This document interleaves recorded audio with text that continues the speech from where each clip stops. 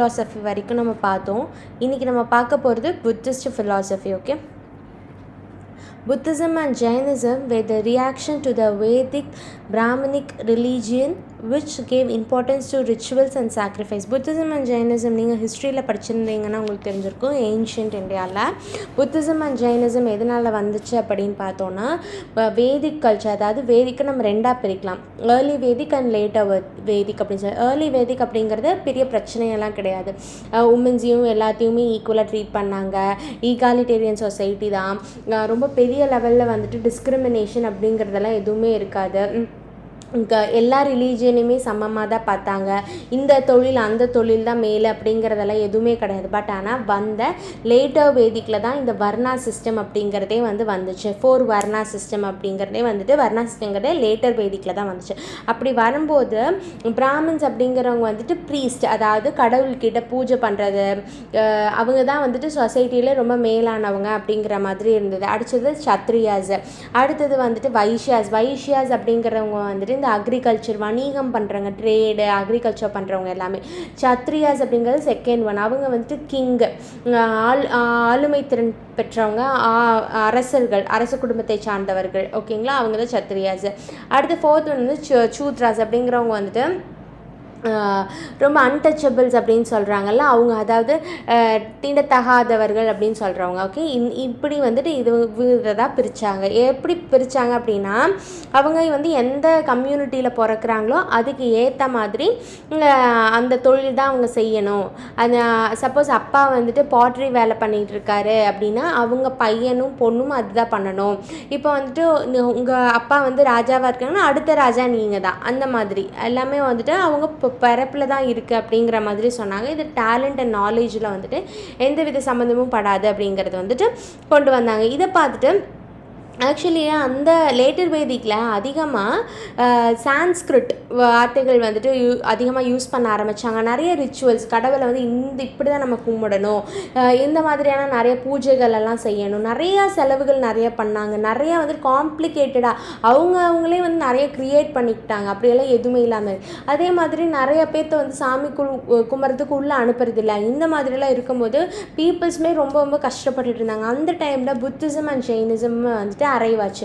ஆனால் புத்திசமாக ஜெயினிசமாக முன்னாடி வந்துச்சு அப்படின்னு பார்த்தோன்னா, நம்மளுக்கு ஜெயினிசம் தான் முன்னாடி வந்துச்சு.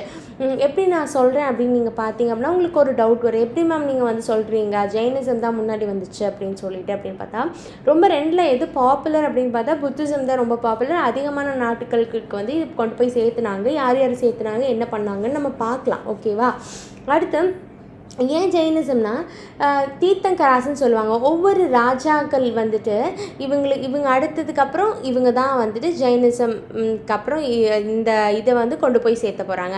அடுத்த தீர்த்தங்கரா இவங்க 24th தீர்த்தங்கரா தான் மகாவீர ஜெயின் அப்படிங்கிறது. ஓகேங்களா, அவங்களும் புத்திசம் கொண்டு வந்தது யார், கௌதம புத்தா. அவங்களும் கான்டெம்ப்ரவரிஸ்னால் யார், ஒரே காலகட்டங்களில் வாழ்ந்தவங்க. அப்படின்னா இவர் 24வது தீர்த்தங்கரா யார், ஜெயினிசமில் இருக்கிற மகாவீரா. அவருக்கு முன்னாடி 23 பேர் இருக்கிறாங்க. கரெக்டாக, அப்படின்னா எது அதிகம், இது ஃபஸ்ட்டு புத்திசம் கொண்டு வந்தது யார், கௌதம புத்தா. அப்படின்னா இது ஃபஸ்ட்டு, இது 24th. அப்படின்னா எது இப்போ அதிகம், எது அதிகமான காலங்களுக்கு முன்னாடியே உருவாக்கப்பட்டுச்சு, கண்டிப்பாக ஜெயினிசம். ஓகேங்களா, ஓகே. ஆனால் எப்போ பாப்புலராகி எப்படி ரொம்ப எல்லாத்துக்கும் தெரிய வந்துச்சு அப்படின்னு பார்த்தா, மகாவீரா இருக்கும்போது தான் அதை நிறையா பயத்துக்கு கொண்டு போய் ஸ்ப்ரெட் பண்ணாங்க. ஓகேவா, ஓகே. இந்த மாதிரி இருக்கிற காலகட்டங்களில் புத்திசம் அண்ட் ஜெயினிசம் வந்துச்சு அப்படின்னு சொல்கிறாங்க. நெக்ஸ்ட் பாயிண்ட் பார்க்கலாம். The society was divided on the caste lines on the lines of the varna system. நான் சொன்ன மாதிரி சொசைட்டியை வர்ணா சிஸ்டத்தில் பிரித்தாங்க. It leads to the exploitation of majority section of society in the name of the tradition and customs. But both Jainism and Buddhism were the reactionary religions and revolted against the exploitative practices of Vedic religion. இந்த மாதிரி society பிரித்ததுக்கப்புறம் majority it leads to expectation majority of the section of சொசைட்டியை வந்துட்டு, அதாவது Brahmins வந்து கம்மியாக தான் இருப்பாங்க, பட் ஆனால் அவங்க வந்துட்டு majority of the section of பீப்புள்ஸை வந்துட்டு நிறைய பேர் எக்ஸ்ப்ளாய்ட் பண்ணுறாங்க அப்படிங்கிறது வந்துச்சு. முக்கியமாக ஜெயினிசம் புத்திசம் நிறைய பேர் போய் சேர்ந்ததுக்கு காரணம் என்ன அப்படின்னு பார்த்தோன்னா, அதில் வந்து இந்த மாதிரி எந்த வித ரிச்சுவல்ஸுமே கிடையாது, எந்த வித இப்படி தான் நீங்கள் சாமி கும்பிடணும், இந்த மாதிரி பூஜைகள் எல்லாம் நீங்கள் பண்ணணும், இந்த மாதிரி வர்ணா சிஸ்டத்தில் இருக்கிறது எதுவுமே அங்கே இருக்காது, பெண்கள் உள்ளே வரக்கூடாது, அந்த மாதிரி எதுவுமே கிடையாது, எந்த வித ரெஸ்ட்ரிக்ஷனுமே கிடையாது. புக்தா அப்படின்னா salvation is possible only through our own efforts. Buddha என்ன சொல்கிறாரு அப்படின்னா, புக்தர் அப்படிங்கிறது, புக்தா அப்படிங்கிறது ஒரு நிலை, அவரோட பேர் கிடையாது, அது வந்து ஒரு சம நிலை அப்படிங்கிறது தான் வந்து புக்தா அப்படிங்கிறது, அது ஒரு நிலை தான். ஓகேங்களா? இப்போ அருள் பெருஞ்சோதி அப்படின்னு சொல்கிறாங்கல்ல, அப்புறம் வந்துட்டு இவங்க வந்துட்டு அட்டமா சித்துக்கள் கை கூடியிருக்கு அப்படின்னா அவங்க அந்த நிலையில் இருக்காங்க, அதெல்லாம் இருக்குது. ஓகேங்களா? புக்தாங்கிறது அது ஒரு நிலை தான் தவிர அது ஒரு பேர் கிடையாது. நம்மளுடைய சால்வேஷன், நம்ம முக்தி நிலையை அடையிறது வந்துட்டு நம்மளோட ஓன் எஃபர்ட்டில் தான் இருக்கே தவிர நம்ம செய்கிற ரிச்சுவல்ஸ்லேயோ அந்த மாதிரியெல்லாம் கிடையாது. ஓகேங்களா? கடவுளை அடையிறதுக்கு நான் முன்னாடியே சொன்னேன் 5 வழிகள் 4 வழிகள் இருக்குது அப்படின்னு நான் சொன்னேன். என்னென்ன வழிகளும் அப்படிங்கிறதும் நான் சொல்லியிருக்கேன். ஓகேவா? நம்மளோட ஓன் எஃபர்ட் எடுத்தால் மட்டும்தான் நம்மளால் நம்ம சால்வேஷன் அடைய முடியும். இப்போ எப்படி நம்ம ஓன் எஃபர்ட் எடுத்து நம்ம படித்தா மட்டும்தான் நம்மளால் எக்ஸாம் கிளியர் பண்ண முடியும்.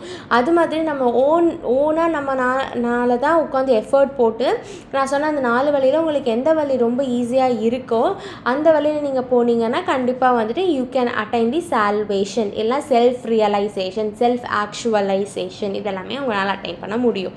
Next, important features of the Buddhism. Important features இவங்க வந்து இம்பார்ட்டன்ட். இப்போ எப்படி வந்துட்டு ஹிந்து ஃபிலாசபியில் வந்துட்டு முக்கியமானது ரீஇன்கார்னேஷனுக்கு முக்கியமான இது சொன்ன ஹாப்பினஸ் தான். ஹாப்பினஸுக்கும் மேலே ரீஇன்கார்னேஷன்னா என்ன, நிறையா மறுபிறவி பற்றி அதிகமாக சொல்லியிருக்காங்க.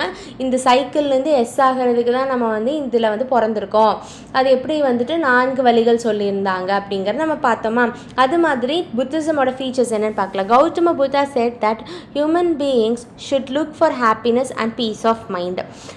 எப்போவுமே மனுஷங்க எல்லாருமே, ஹியூமன்ஸ் எல்லாருமே எப்போவுமே சந்தோஷத்தையும் பீஸ் ஆஃப் மைண்டையும் தான் பார்க்கணும் அப்படிங்கிறது வந்து சொல்லியிருக்காங்க. This can be achieved by performing 10 meritorious deeds, அதாவது குட் டீட்ஸ். இந்த ஹாப்பினஸையும் பீஸ் ஆஃப் மைண்டையும் அட்டைன் பண்ணுறதுக்கு ஒரு 10 வழிகள் இருக்குது அப்படிங்கிறது சொல்லியிருக்காங்க. ஓகேங்களா? ஒவ்வொரு வழி என்னென்னு நம்ம பார்க்கலாம். ஓகே, ஃபஸ்ட் வழி charity, doing things without expecting in return. Charity அதாவது இருக்கிறவங்க இல்லாதவங்க, சப்போஸ் இருக்கிறவங்களுக்குமே வந்துட்டு பசிக்கும் தானே, பசிக்காமல் போயிடுமா? கண்டிப்பாக பசி இருக்கும். அப்படிங்கும்போது நீங்கள் கொண்டு போய் அவங்களுக்கு வந்துட்டு சேரிட்டிங்கிறது பணம் மட்டும் கிடையாது. சப்போஸ் இப்போ ஒருத்தவங்க வந்து ரொம்ப சோகமாக இருக்காங்க அப்படின்னா அந்த டைமில் நீங்கள் வந்து அவங்களோட சோகத்தை உட்காந்து ஒரு 10 நிமிஷமாவது நீங்கள் கேட்குறீங்க அப்படின்னா அதுவுமே ஒரு சேரிட்டியை சார்ந்தது தான். ஒருத்தவங்க இப்போ வந்து கடைக்கு போகிறதுக்கு தனியாக போகணும்னு ஃபீல் பண்ணுறாங்க அப்படின்னா நீங்கள் அவங்க கூட போகிறதுமே அது ஒரு நல்ல டீட் தான். ஓகேவா? ஒரு நல்ல விஷயந்தான்.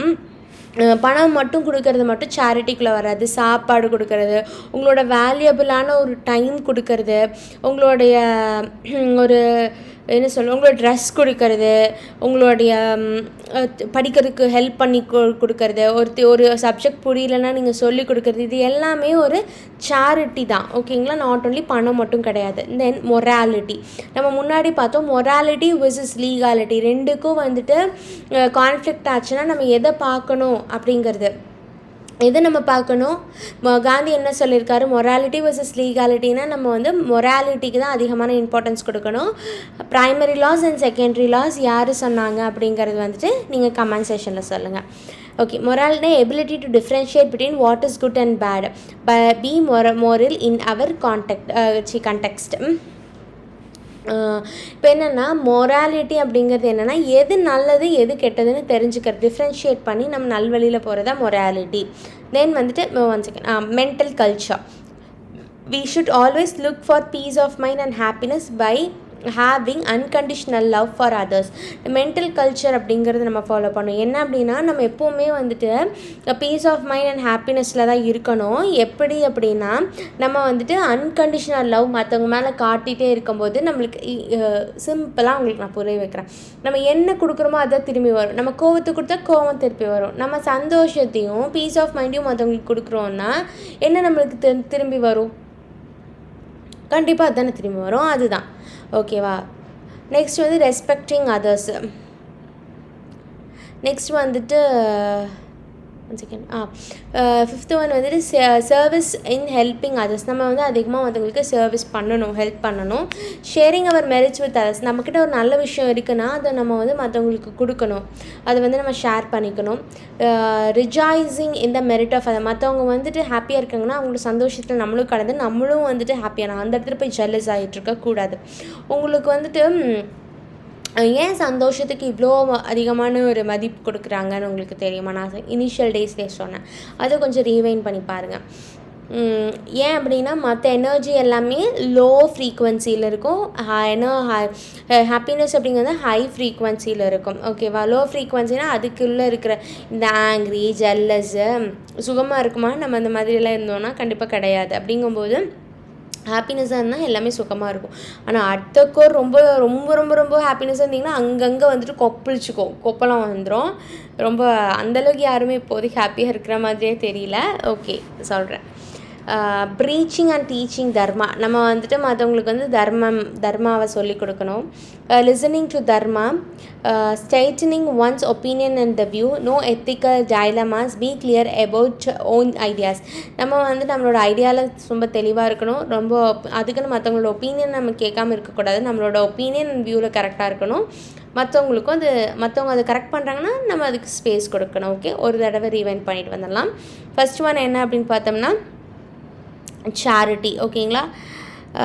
செகண்ட் ஒன் என்னென்னா morality, mental culture, respecting others, service in helping others, sharing our merits with others, rejoicing in the merit of others, preaching and teaching dharma, listening to dharma, straightening one's opinion and views. ஓகேங்களா. இவ்வளோ தான் வந்துட்டு Buddhism. Okay, next Jainism பார்க்கலாம். Reactionary religion. இது வந்து actually இது வந்து reactionary religion. But ஆனால் புத்திசம் அப்படிங்கிறது வந்து ரெண்டுக்கும் இது முக்கியத்துவம் கொடுத்தாங்க. ஹியூமன் பீங்ஸ் எப்போவுமே ஹாப்பியாகவும் பீஸ் ஆஃப் மைண்டோடு இருக்கணும் அப்படின்னு சொல்லிட்டேன். நெக்ஸ்ட் வந்து reactionary religion. Jain philosophy is based on 3 important principle. நம்ம அங்கே பார்த்தோம் 10 பிரின்சிபல் பார்த்தோம். ஓகேவா. இங்கே வந்து 3 பிரின்சிபல். ரைட் நாலேஜ் இருக்கணும். நல்ல நாலேஜ்னால் நல்ல ஒரு ஃபேத் இருக்கும். ஓகே, நம்பிக்கை இருக்கும். நல்ல ஃபேத் இருக்குன்னா நல்ல ஒரு கான்டாக்ட் வந்து இருக்கும். ஓகேங்களா. ஓகே, ஒவ்வொன்றும் என்னென்னு நம்ம பார்க்கலாம். ஃபஸ்ட்டு வந்து ஆக்சுவலி புத்திசம் ஜெயினிசம் அப்படிங்கிறது வந்துட்டு orthodox. So not as a popular as Buddhism, difficult to put in to practice. எப்போவுமே ஜெயினிசம் அப்படிங்கிறது வந்துட்டு ரொம்ப கஷ்டமான ஒரு விஷயந்தான். ரொம்ப ஆர்த்தடாக்ஸாக இருப்பாங்க. ஒயிட் கலர் தான் வேர் பண்ணியிருப்பாங்க. மூக்கு வாய்க்கெல்லாம் வந்துட்டு அந்த மறந்து கூட எந்த ஒரு வாய்க்குள்ளேயும் எந்த ஒரு சின்ன பாக்டீரியா, கண்ணுக்கே தெரியாத பாக்டீரியா கூட வாய்க்குள்ளே போயிருக்கூடாது. நடந்து போகும்போது எதையுமே நம்ம வந்து மிதிச்சிடக்கூடாதுன்னு சொல்லிட்டு மயிரகை வச்சு தள்ளி விட்டுட்டே நடப்பாங்க. ரொம்பவே இந்த காலகட்டங்களில் இந்த மாதிரி ப்ராக்டிக்கலாக வந்து பண்ணுறது வந்து ரொம்ப கஷ்டம். இப்போவுமே ஜெயினிசம் இருக்காங்க. பட் ஆனால் அவங்களே இது வந்து ஃபாலோ பண்ணுறது வந்துட்டு கொஞ்சம் கொஞ்சமாக தவிர்த்துட்டு வராங்க. ஏன்னா இந்த காலகட்டங்களில் அது ரொம்ப டிஃபிகல்ட்டாக இருக்குதுன்னு சொல்லலாம். பட் ஆனால் ரொம்ப ரொம்ப ரொம்ப ரொம்ப நல்ல ஒரு விஷயங்களை போதிச்சிருக்காங்க. ஓகே, பாருங்கள். உங்களால் முடிஞ்சால் நீங்களும் ஃபாலோ பண்ணலாம் முடிகிற விஷயங்கள் எல்லாமே. First, right knowledge. This kind of knowledge which is necessary for salvation have to be acquired. Mentioned in the Advait philosophy also. Advait philosophy யார் சொன்னாங்க? ஆதி சங்கராச்சாரியார் வந்து சொன்னாங்க. கரெக்டாக? ஆதி சங்கராச்சாரியார் எழுதின 4 புக் இருக்குது. என்னென்ன புக் இருக்குது? ஆதி சங்கராச்சாரியார் கிடையாது, வேத்வியாஸ் எழுதினா 4 புக்குகள் என்னென்ன அப்படிங்கிறது கமெண்ட் செக்ஷனில் சொல்லுங்கள். 1 minute வெயிட் பண்ணுறேன்.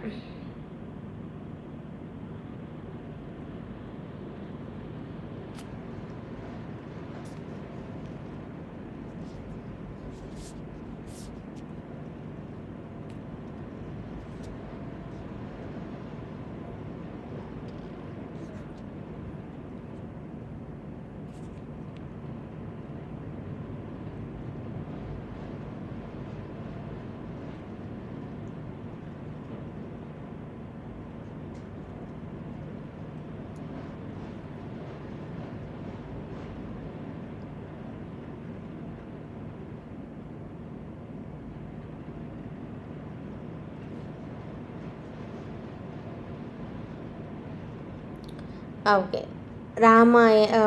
மகாபாரதா, வேதாஸ் எழுதினது, அண்ட் வந்துட்டு பூர்ணாஸ் எழுதினது, அண்ட் மகாபாரதம், வேதாஸ், பூரணாஸ், பிரம்மசூத்ராஸ் இதெல்லாம் எழுதினது இவர் தான். ஓகே. ராமாயணம் எழுதினவர் யார்? வால்மீகி.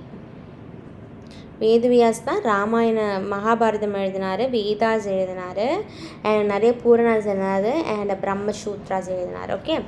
அடுத்தது mentioned in the Advait philosophy also, knowledge about worldly affairs and materialistic things will not help achieve the salvation. We should have knowledge about God. இப்போ இதில் என்ன சொன்னால் ரைட் நாலேஜ் அப்படின்னா சரியான நாலேஜ். சரியான நாலேஜ்னால் என்ன? நம்ம இது இங்கே எதுக்கு பிறந்திருக்கோம், நம்ம எதுக்காக வந்துட்டு இந்த வேலையை செய்கிறோம். நீங்களே யோசிச்சு பாருங்கள். உங்களுக்கு குலோப் ஜாமுன் சாப்பிட்ணுன்னு ஆசையாக இருக்குது. நீங்கள் ஒரு நிமிஷம் குலோப் ஜாமுன் நினச்சிங்கனாலே அந்த குலோப் ஜாமுன் சாப்பிட்ட ஒரு ஃபீல் வந்துட்டு கிடைக்கும். நல்லா அந்த டேஸ்ட்டு நீங்கள் உணர்ந்தீங்கன்னா நீங்கள் அதை நினைக்கும் போதே அந்த டேஸ்ட் வந்து உங்கள் நாக்குக்கு வரும். அப்படின்னா ஒரு சாப்பிட்ட ஃபீலே ஆகிடும். கரெக்டாக? எப்போவுமே இந்த 5 புலன்கள் மூலம் தான் நம்மளோட ஆசைகளே வந்து தூண்ட ஆரம்பிக்குது. கரெக்டாக? அதுதான் வந்துட்டு சொல்லியிருக்காங்க. அதே மாதிரி இது ஒரு விஷயம் ஞாபகம் வச்சுக்கோங்க. வேர்ல்ட்லி அஃபயர்ஸ் அண்ட் மெட்டீரியலிஸ்டிக், இந்த உலகத்தில் இருக்கிறதும் இந்த உங்கள் காரு மெட்டீரியலாக இருக்கிறது எதுவுமே வந்துட்டு உங்களை சால்வேஷன் கொண்டு போய் சேர்க்காது. உங்களுக்கு கடவுள் பற்றின ஒரு நாலேஜ் இருக்கணும். அந்த நாலேஜை வந்து கடைப்பிடிச்சிட்டே போகணும். என்ன சொல்கிறாங்களோ அதை கடைப்பிடிச்சிட்டே போகும்போது தான் உங்களால் சால்வேஷன் அப்படிங்கிறது அடைய முடியும். அதான் கரெக்டான நாலேஜ். சும்மா வந்துட்டு கண்டிப்பாக வந்துட்டு இப்போ நீங்கள் போய் சும்மா வீட்டில் உட்காந்திங்கன்னா உங்களுக்கு சோறு போகிறதுக்கு 10 பேர்லாம் இருக்க மாட்டாங்க. நீங்கள் ஒர்க் போகணும். ஏன் போகணும்? ஏன்னா எனக்கு சாப்பாடுங்கிறது அடிப்படை. கொஞ்சம் காலகட்டங்கள் போகும்போது நீங்கள் ஒரு அளவுக்கு நீங்கள் வந்துட்டு ஆன்மீகம்னு தப்பான ஒரு வார்த்தை கிடையாது.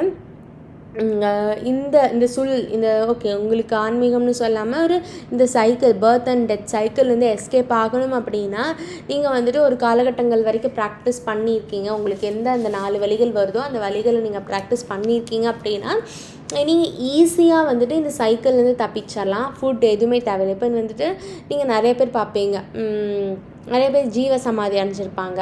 அவங்க எல்லாமே வந்துட்டு சாப்பிடாம தானே இருந்தாங்க. சன்லைட் எடுத்திருப்பாங்க. ஒரு சிலர் வந்து சன்லைட் எடுக்க பூமிக்கு அடியில் வந்துட்டு இது பண்ணியிருப்பாங்க, மெடிடேட் பண்ணியிருப்பாங்க.